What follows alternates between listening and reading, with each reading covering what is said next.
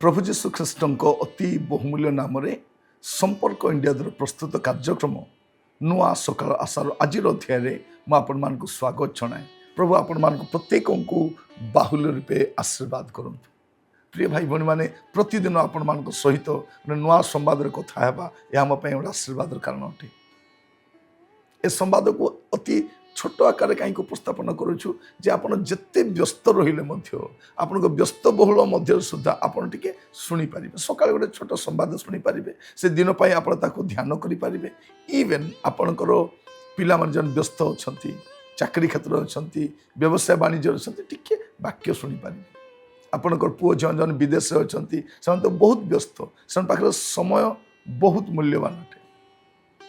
से माने मध्य जेपरि अल्प सुनी पारिबे, कारण परमेश्वर वाक्य जीवंत आ कार्य साधक आ प्रतिदिन वाक्य द्वारा प्रभु आमको किसी कहती। तेणु आज संवाद होची अनन्य ईश्वर। अनन्य ईश्वर लोक मानकर बहुत ज्ञान अच्छी, साइंस उपरे ज्ञान अच्छी, टेक्नोलोजी उपरे ज्ञान अच्छी, मेडिसिन उपरे ज्ञान अच्छी, समाज विषय ज्ञान अच्छी, प्रकृति विषय ज्ञान अच्छी, किंतु प्रभु को विषय में केते जानू जे आमर सृष्टिकर्ता, जे आमर निर्माणकर्ता, तांको विषय में केते जानू। आप देखिए आम चतुर्पार्श्वर अनेक लोक से माने ए प्रकार भ्रांति रे अछंती, भावुछंती कोन से जा जानते तो सठिक। आपण मान सहित जड़े अनन्य ईश्वर केतोटी विषय कहवा चाहे। मस्त देखिए बाइबल प्रथम पुस्तक आदि पुस्तक तार प्रथम अध्याय तार 3 पद, अनंतर परमेश्वर कहिले दीप्ति हो तहिरे दीप्ति हैला। कौन लिखा जाउछि? परमेश्वर कहिले, ईश्वर कहिले। तामाने जन ईश्वर अछंती जे कहि पारंती, जे कथा ही पारंती, से कथा ही पारन, से कहिले। कौन बोली कहिले? दीप्ति हो तहिरे दीप्ति हैला। माने तांकर शब्द रे केते शक्ति अछि, पदे कहवा क्षणी दीप्ति हैला। माने जड़े सर्वसामर्थ्य प्रभु अछंती जे थरे कहि दियंती किछि घटी जाए, आ से तळे कहिले दीप्ति हो तहिरे दीप्ति हैला। माने से कहि पारंती, से कुहंती। तापर आपण देखिबे ता तळ पद गुडा जदि आमे देखिबा, आपनक पाए मु 10 पद पढ़िबा पाई चाहे। पुणी परमेश्वर स्थलर नाम पृथ्वी और जलराशि नाम समुद्र देले, और परमेश्वर ता उत्तम देखिले। ये आम देखु कौन? से देखिले, से कुहंती, से देखंती। तेणु ईश्वर अछंती, से देखंती, से आपन को भी देखुचंती, मते भी देखुचंती, से कहि पारंती। तांको आपण जानंती कि जे वास्तव ईश्वर। आज प्रसंग होची अनन्य ईश्वर, तांको परि केही नाहंती। यूनिक गॉड, तांको केही बनै नाहंती, तांको केही प्रभु बोली कि आख्या देना, से प्रभु अटंती। तांको केही निर्माण करि नाहंती, तांकर केही सृजना करते नाहंती, से निजे सब सृष्टि करिसंती। एटा हम कोन देखुछु? प्रथम विषय देखलु से कहिले, द्वितीय देखुछु से देखिले, से देखंती।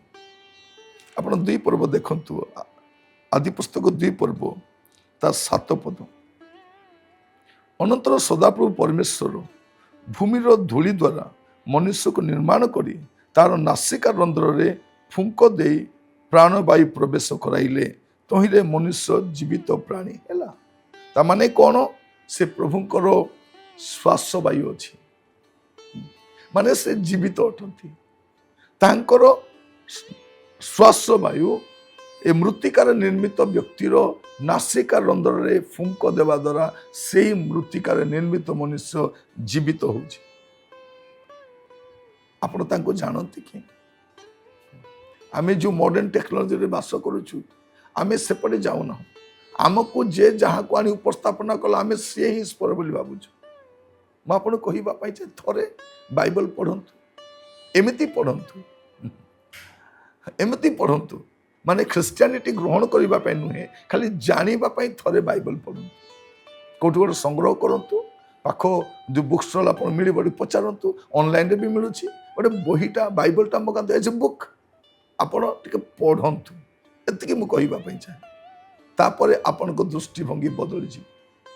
ଆପଣଙ୍କ ସମସ୍ୟା ଗୁଡ଼ିକର ସମାଧାନ ଆପଣ ଦେଖିବେ, ଆପଣଙ୍କ ପ୍ରଶ୍ନ ଗୁଡ଼ିକର ଉତ୍ତର ଆପଣ ଦେଖିବେ। ଆଜି ଯେଉଁ ଆପଣ ଛନ୍ଦି ହେଇଛନ୍ତି ନା, ଗୁଡ଼ିଏ ସମସ୍ୟାରେ ବାହାରି ପାରୁନାହାନ୍ତି, ଥରେ ବାଇବଲ ପଢ଼ନ୍ତୁ, ଆପଣ ଉତ୍ତର ପାଇଯିବେ। କାରଣ ସୃଷ୍ଟିକର୍ତ୍ତା ଈଶ୍ୱର ଆପଣଙ୍କ ପାଇଁ କିଛି ଗୋଟେ କହିଥିବେ। ପଢ଼ୁ ପଢ଼ୁ ଆପଣ ପାଇଯିବେ, ଏଟା ତ ମୋ ବିଷୟରେ ଲେଖା ହେଇଛି, ଏଟା ତ ମୋର ସମସ୍ୟା। ତେଣୁ ଆପଣ ଥରେ ପଢ଼ନ୍ତୁ। କେଜିରୁ ପିଜି ଯାଇ କେତେ ବହି ପଢ଼ିଛନ୍ତି ନା ନାହିଁ? ପଢ଼ୁ ଆମେ। ଆଜିକାଲି ତ ବହୁତ ପଢ଼ିବା ପାଇଁ ପଡ଼େ।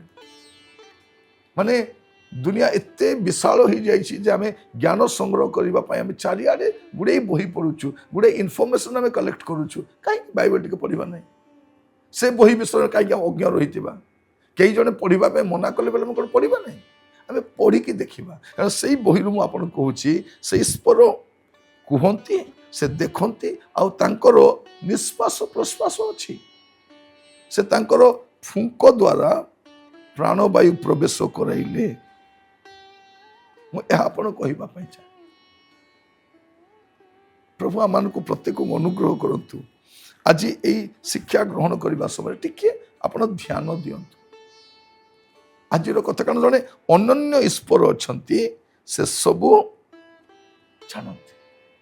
ଆପଣ ଦେଖିବେ ଗୀତ ସଂହିତା ତାର 34 ପର୍ବ 17 ପଦ, ଧାର୍ମିକ ମାନେ କ୍ରନ୍ଦନ କରନ୍ତେ ସଦାପ୍ରଭୁ ଶୁଣିଲେ ଓ ସେମାନଙ୍କ ସର୍ବ ସଙ୍କଟରୁ ସେମାନଙ୍କୁ ଉଦ୍ଧାର କଲେ। ଏଟା ଆମେ ଦେଖୁଛୁ, ଧାର୍ମିକ ମାନେ କ୍ରନ୍ଦନ କରନ୍ତେ ସଦାପ୍ରଭୁ ଶୁଣିଲେ, ମାନେ ସେ ଶୁଣିପାରନ୍ତି, ସେ ଦେଖିପାରନ୍ତି, ସେ କହିପାରନ୍ତି, ସେ ଶୁଣିପାରନ୍ତି। ଏସବୁ କାହା ଦ୍ୱାରା କିଏ କରିପାରେ?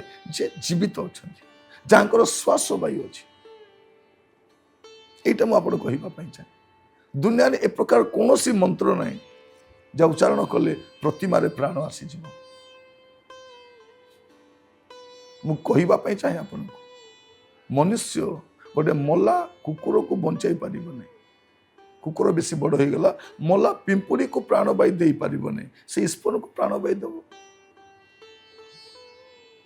ପ୍ରିୟ ଭାଇ ଭଉଣୀ ମାନେ, ମୁଁ ଆପଣଙ୍କ ସହିତ କଥା ହେଉଛି, ଏଇଟା ଶାସ୍ତ୍ର।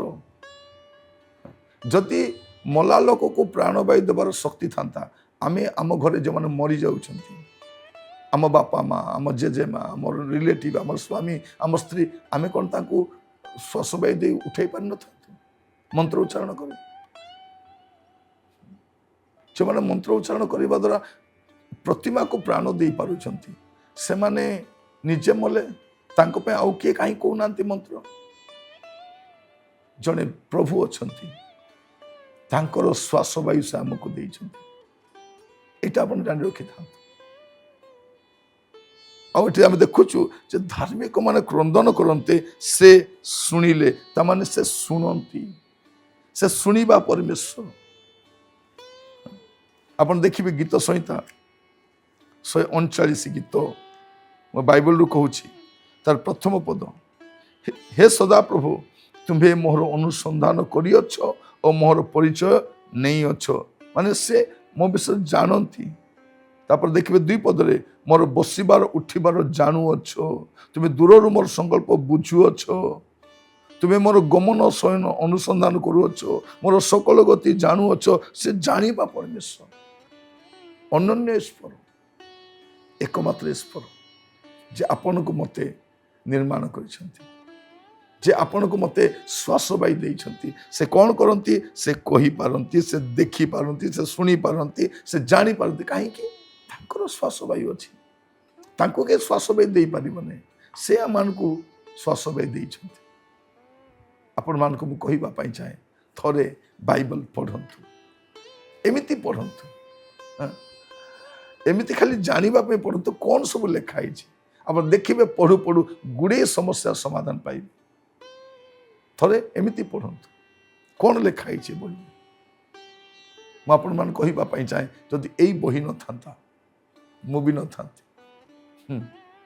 जदि यही बही न था मोर जीवन आहरी कौन होता ये बही मते बंचाई आ लोक मान को बचाइबा प्रेरणा दूची मु जहाँ शिखे ताहा आप देखिए नुआ सकाल आशारे प्रतिदिन गोटे नुआ अध्याय नहीं आसुच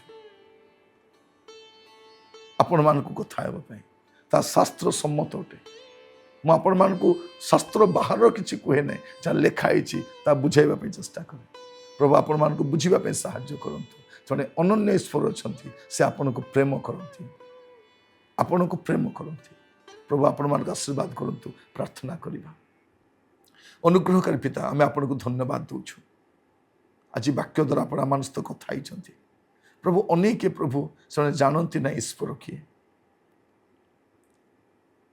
पापर दौड़ा नहीं बुलूं समस्या प्रभु हंतसंत होती घरे जंजाल चाकरी क्षेत्र समस्या प्रभु कौठू समाधान पाइबे जानती ना प्रभु एपरी समय प्रभु आज संवाद से शुणापी देछ प्रभु मु प्रार्थना करुच्छी जो मैंने केबे भी बाइबल पढ़ी ना थरे पढ़ापी साहाय्य कर जेपरी बुझीपारे जे आप केते प्रेम करती आउ सब समस्या समाधान आप बाइबल लिपिबद्ध कर आपण नामर जयगान हो आपण नाम स्तुति हो प्रार्थना शुणी आपको अशेष धन्यवाद दी प्रार्थनाटी मोर प्राणर प्रिय जीशु नाम मागिली आमीन प्रभु आपण मान प्रत्येक को बाहुल्य रूपे आशीर्वाद करंतु प्रभु जब अनुग्रह करती आसंता अध्याय पुणी जड़ित होगा विदाय दिंतु नमस्कार।